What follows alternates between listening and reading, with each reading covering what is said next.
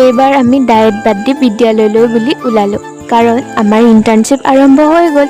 আমি যিবিলাক শিকিছোঁ সেইবিলাককেই ছাত্ৰ ছাত্ৰীসকলকো শিকাওঁ বুলি আমি বিদ্যালয়লৈ ঢাপলি মেলিলোঁ। কিন্তু এইটো গৰমত কম কষ্ট হোৱা নাই দেই খোজকাঢ়ি। পিছে লগৰবিলাকৰ লগত জকৰ জমনি কথা পাতি পাতি আহোঁতে ইমান আমনিও নালাগে দিয়ক।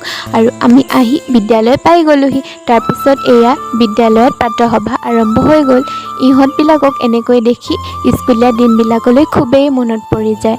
আৰু এনেকৈ ইহঁতৰ মাজত থাকিবলৈ কিমান যে ভাল লাগে নহয়। প্ৰাতঃসভা শেষ হোৱাৰ পিছত আমি আমাৰ কামবোৰ কৰি গ'লোঁ। প্ৰথমে আমি চিনাকি হৈ সিহঁতক আমি যিখিনি শিকিছোঁ সেইখিনিকে শিকাবলৈ চেষ্টা কৰিলোঁ। মাজতে আমি এনেকৈ বহি কিছু কথা আলোচনাও কৰিলোঁ। শেষত আমি ঘৰলৈ বুলি উভতি আহিলোঁ। পিছে অৱস্থা কাহিল হৈ আহিল দেই খোজ কঢ়াৰ লগতে সিহঁতৰ মাজত চিঞৰি বাখৰি। আজিলৈ আহিছোঁ, বাই।